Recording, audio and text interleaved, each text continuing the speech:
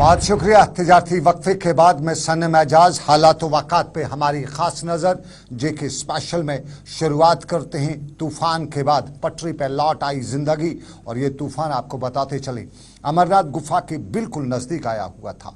16 लोगों की मौत वाक़ा हुई थी और तब 37 के करीब लोग यहाँ पे यात्री जो हैं वो मिस हुए थे, उनकी वापसी भी हुई है। लेकिन आपको बताते चले लगभग 4 दिन बालथल के रास्ते यात्रा बंद रही और 4 दिन के बाद आज तड़के सुबह सवेरे यात्रा दोबारा बालथल के रास्ते शुरू हुई। आपको बताएं चंदनवारी, अनंतनाग, पहलगाम के रास्ते यात्रा कल शुरू हुई थी और आज सुबह सुबह करीबन 7,000 के करीब यात्री बालथल से आगे के लिए निकले। जोश खरोश था और जोश खरोश के बीच में ये यात्री 4 दिन के बाद निकले थे और इस दौरान इन्हें यहीं पे बेस कैंपस में ही रोका गया था। कुछ यात्रियों को जो बालथल बेस कैंप में रोका गया था, कुछ को दूसरे पड़ाव जो रास्ते में पड़ते वहाँ पे रोका गया था। लेकिन 4 दिन के बाद आज यात्रा शुरू हुई और इस यात्रा सुबह सुबह ही ये यात्रा के लिए निकले थे। कोशिश थी सुबह निकले, जल्दी पहुँचें और जल्दी वापस आएँ, ये सूरत हाल। और वहाँ पे जो लोग थे, जो यात्री थे, पहले उनकी सुनते हैं वो क्या आज सुबह 4 दिन के बाद बता रहे थे और उसके बाद हम आपको इसी पर मंजिल पे आगे भी लिए चलेंगे। हम 3-4 दिन से यहाँ पे रुके हुए हैं बाबा के दर्शन के लिए और 4 दिन से थोड़ा डिजास्टर होने की वजह से हमारा 4 दिन दर्शन लेट हुआ है। तो हम सब लोग आज भोले के दर्शन के लिए निकल चुके हैं। अभी सुबह के 3-3:15 बजे हैं और भोले की दया से हमें दर्शन मिल रहा है। हम बहुत दूर से आए हुए हैं। उसी तरह से ये टेंट वाले जो है तो उन्होंने हमें बहुत अच्छी तरह से मदद किया है, तो हम उनका भी शुक्रिया अदा करते हैं। और जय बोले बम बम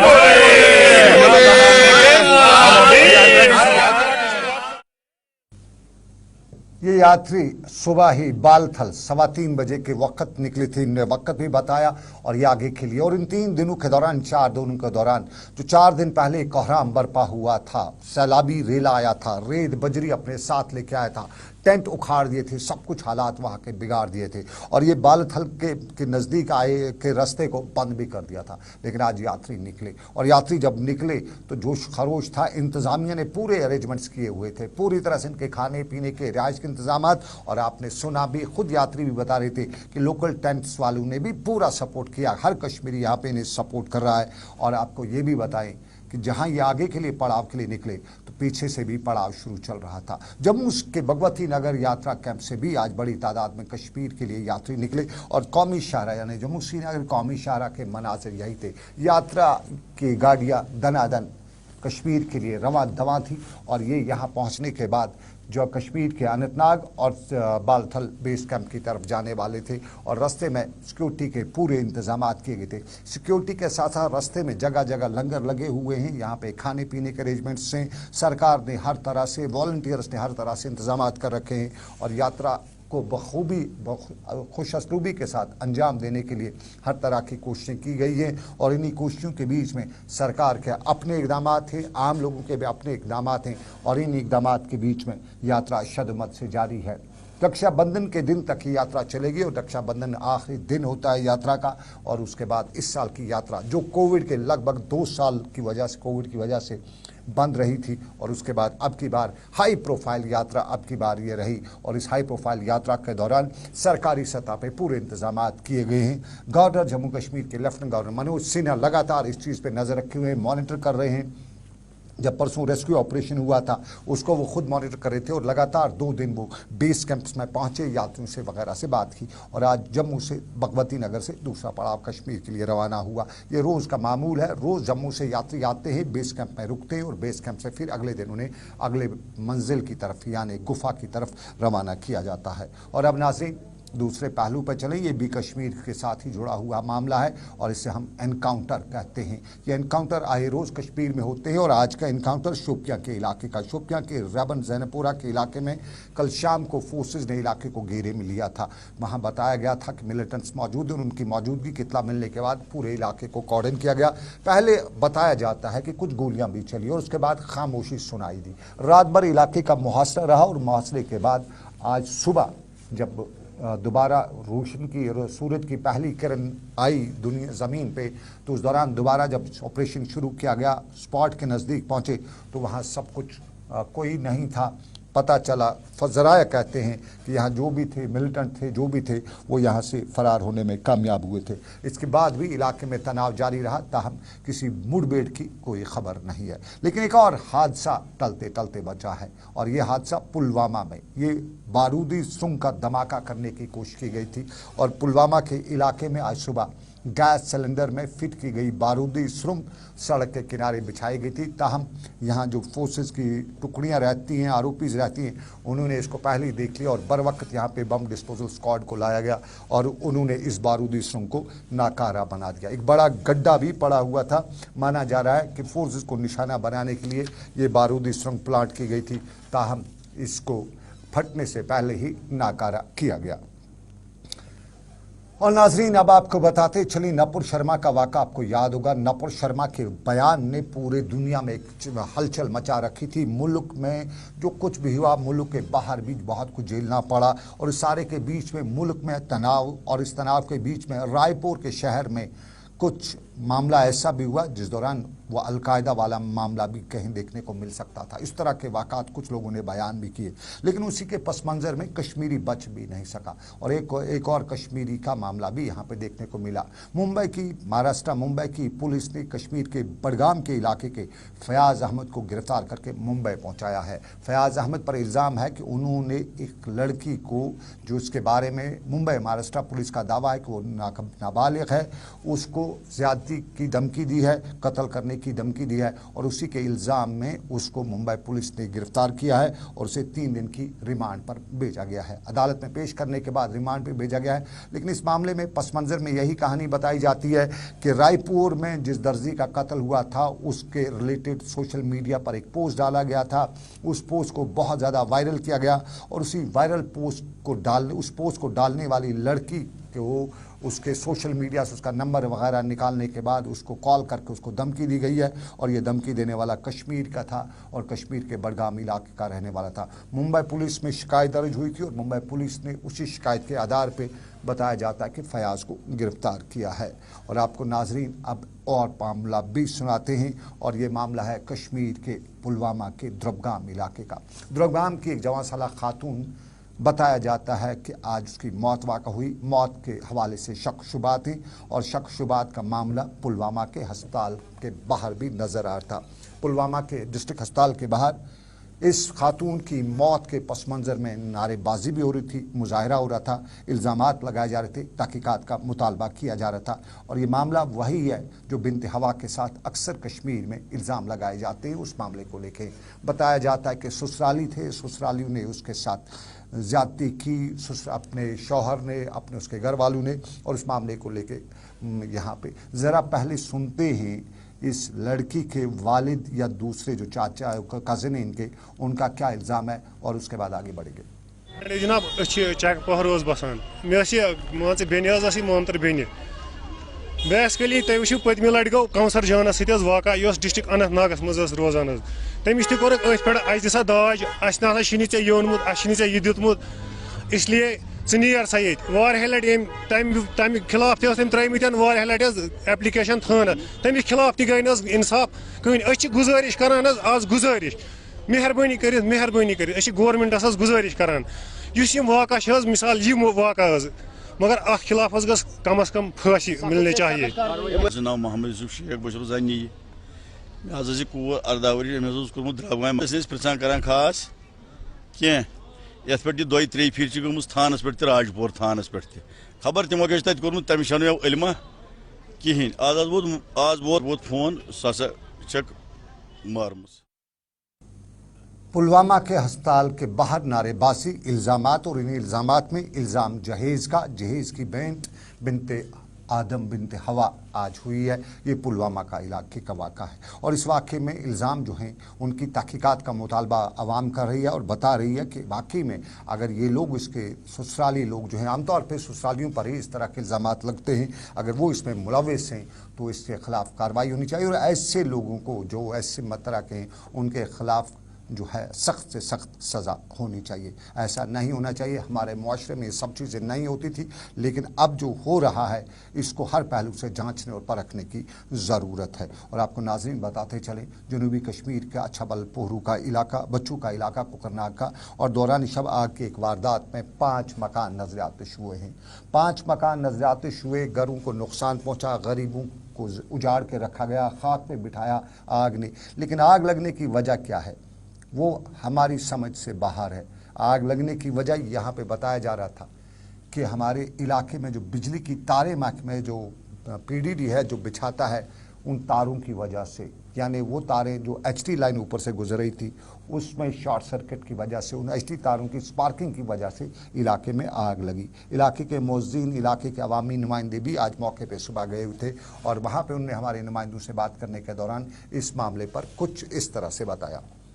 मे गई 8 वरी अवकाफ सदर बनाइस, मे कोर बार बार अवकाफ सदर लेटर यमन बिजली वालन पोस तह लाइन तल तकरीबन 20 मकान।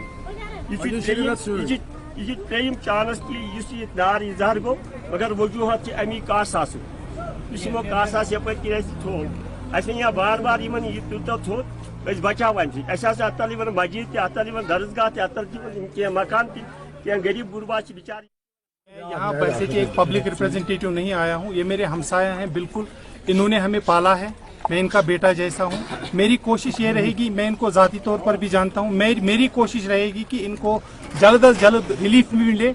मैंने जितने भी हमारे कंसर्न ऑफिसर साहिबान हैं, चाहे वो रिलीफ के हों या हमारे पावर डेवलपमेंट डिपार्टमेंट के हों या रेवेन्यू के हों या ब्लॉक के हों, मैंने उनको अपने साथ लाया है। एक खाका तैयार किया है कि ये 6 फैमिलीज अगर IAY में कवर नहीं होते हैं, मेरी कोशिश रहेगी कि इनको IAY शेड्स भी मिले, ऑन प्रायोरिटी मिले। थोड़ा टाइम लग सकता है, बाकी जो आग लगने के बाद कंवा खोदने वाली बात हो गई। अब IAY शेड्स देंगे। वो तार ठीक नहीं की बिजली डिपार्टमेंट ने जो इन घरों के ऊपर से जा रही थी, जो इस वक्त आग लगने की वजह बनी है, नुकसान की वजह, और ये बिजली डिपार्टमेंट है, यहाँ मुकामी लोग बता रहे थे। लेकिन आपको नाज़रीन एक और ख़बर से रोशनास कराते हैं। बडगाम के, माफ़ कीजिएगा, गांधरबल के नाला सिंध से आज एक गली सड़ी लाश जो है वो बरामद हुई है। मुकामी लोगों के हवाले से मालूम हुआ कि लोगों ने एक गली सड़ी लाश को दरियाई सिंध में तैरते हुए देखा। फ़ौरन पुलिस को बुलाया गया, गोताखोर लाए गए और इस लाश को बरामद किया। मामले को पुलिस ने अपने कब्जे में लिया है और लाश को अपने कब्जे में लिया है। तहकीकात जारी हैं, जांचने समझने की कोशिश की जा रही है कि लाश किसकी है, कहाँ की है, उस सारे मामले को देखने की कोशिश की जा रही है। लेकिन एक और मामला भी देखना है। वो आज ईद का तीसरा दिन है और ईद के तीसरे दिन भी जब लोग रिश्तेदारों के पास जाते हैं, लोग अपने जो बागी बंदी हैं, सगे हैं, उनके घरों में जाते हैं, लेकिन एक हमारी एक जो लोगों का एक तबका है वो आज भी श्रीनगर की प्रेस कॉलोनी में मुजाहरा कर रहा था। और ये आने वाले वक्त के इंजीनियर हैं, सिविल इंजीनियरिंग के जो एस्पिरेंट्स थे, और इन्होंने आज श्रीनगर की प्रेस कॉलोनी में मुजाहरा करते हुए अपनी बात सरकार तक पहुंचाने की कोशिश की। इस आज के दिन पे इनका मुजाहरा साफ बयान करता है कि ज़रूर कहीं नाइंसाफ़ी हो रही है इनके साथ, वरना आज के दिन में ये भी दूसरों की तरह गए होते, अपने दोस्तों से मिलने होते, कहीं पार्क में होते, कहीं टूरिस्ट डेस्टिनेशन पे पहुंचे होते। लेकिन आज ये श्रीनगर की प्रेस कॉलोनी में मुजाहरा करने के लिए पहुंचे हुए हैं और इनका मामला सीधा SSRB से है, उस SSRB से जिसको पिछले दिनों खुद सरकार ने कटघरे में खड़ा किया है पुलिस की सब इंस्पेक्टर की लिस्ट को लेके। और इनका मामला था कि 2021 में इम्तिहानात हुए हैं, कीज वगैरह सब कुछ आ चुका है, लेकिन वो सिलेक्शन प्रोसेस जो है उसमें कहीं ना कहीं कुछ ना कुछ करने की गुंजाइश ढूंढी जा रही है। वरना अगर गुंजाइश ढूंढने की नहीं होती तो फिर 1 साल हो गया, लिस्ट क्यों नहीं जारी होती है। इनकी सीधी सुन लेते हैं बीच में से इनका क्या मामला था। हम JEE सिविल के एस्पिरेंट्स हैं, तो हमने एग्ज़ाम्स दिए थे अक्टूबर 2021 में, फॉर्म्स हमने भरे थे 2020 दिसंबर से। तो जिसके बाद हमारी DV हो गई और उसके बाद कोई सिलेक्शन लिस्ट अभी तक नहीं आया, जबकि वो अप्रैल 23 अप्रूव हो चुका है।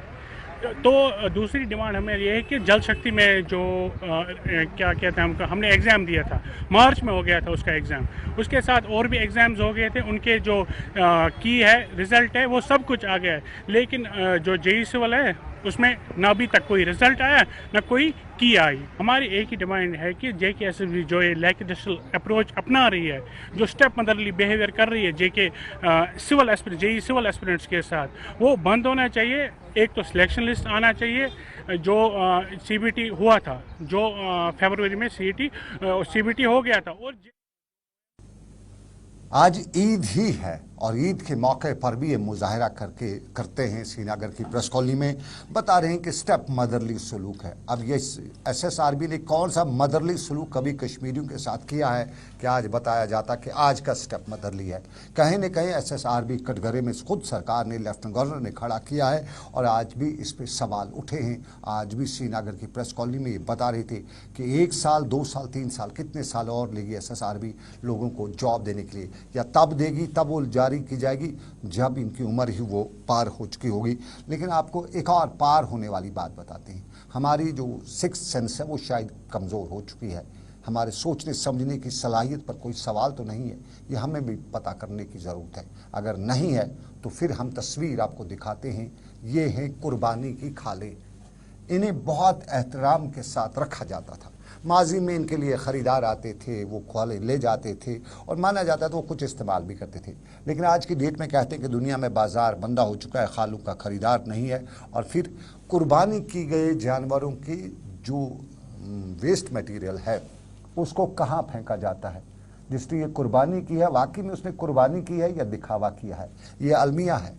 ये कुर्बानी दिखावे की कुर्बानियाँ यहाँ बहुत करते हैं और ये दिखावे की कुर्बानियों ने फैशन भी बना रखा है। कल हमने सोशल मीडिया पे एक बात रखी थी, बहुत से लोग उस पर नाराज़ हो गए थे। फैशन बनाया गया है कुर्बानियों को, और ये कुर्बानी के जानवर की जो आज की डेट में ये तस्वीर जो है ये हम आपको दिखाते हैं, गली गली नुक्कड़ नुक्कड़ पड़ी हुई है। पहले तो बेहुरमती है क्योंकि कुर्बानी का जानवर बहुत मुक़द्दस है।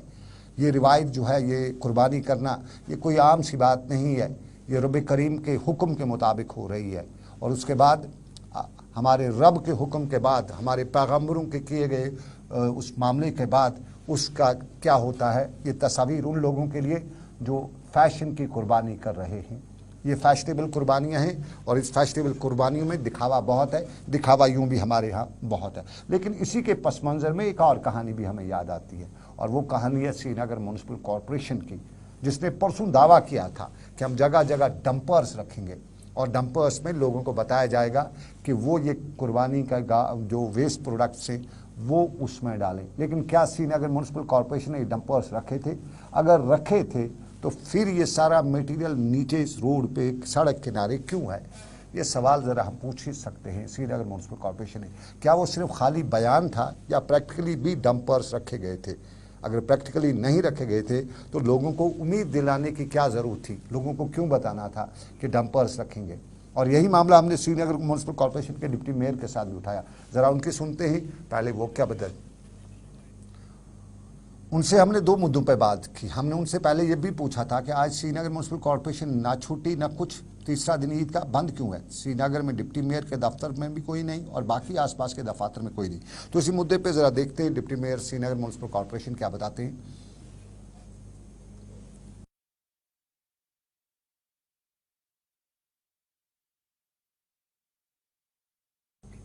किसी वजह से हम डिप्टी मेयर का इसमें साउंड बाइट नहीं चला सके, उसके लिए हम माजरत खा हैं। लेकिन आपको नाजरीन बताएं, ये अलमिया है, ये सवाल है और ये सवाल पहले उन लोगों से जिन्होंने कुर्बानी की और फिर दिखावे की कुर्बानी की। और ये दिखावे की कुर्बानी करने के बाद दूसरा मामला ये है कि इन्होंने एक रास्ते में इसको कैसे फेंका। क्या इन्होंने लोगों की इज्जत के साथ, लोगों के जो सेहत है उसके ख़िलाफ़ काम तो नहीं किया? क्योंकि इन सब पे बाद में कुत्ते आ जाते हैं और कुत्तों की वजह से इलाके में जो माहौल बनता है लोगों की सेहत का, लोगों की ज़िंदगी का। वो deputy mayor Srinagar municipal corporation से ज़रा आ चुके हैं, ज़रा उनका सुनते हैं। हमने तो अपनी तरफ से पूरी कोशिश की है कि शहरी श्रीनगर में हुपुरुष द्वारा ये घर घर से कलेक्ट किए गए। आपने देखा होगा कि जो भी हाइड्स है हमने कल दिन में भी सारा कुछ साफ़ किया। अभी कुछ एक इलाकों से आपके पास शिकायतें आई हैं तो हम उसमें भी अभी नोटिस लेंगे कि वहाँ के वार्ड अफसरों ने मतलब काम अच्छी तरह से क्यों नहीं किया या हुपर फैसिलिटी वहाँ पे क्यों नहीं गई है आज दिन में। हम पूरी कोशिश कर रहे हैं कि शहर साफ़ रहे। और आपने देखा होगा कि कल भी और परसों भी, पहली ईद को और दूसरी ईद को भी हमने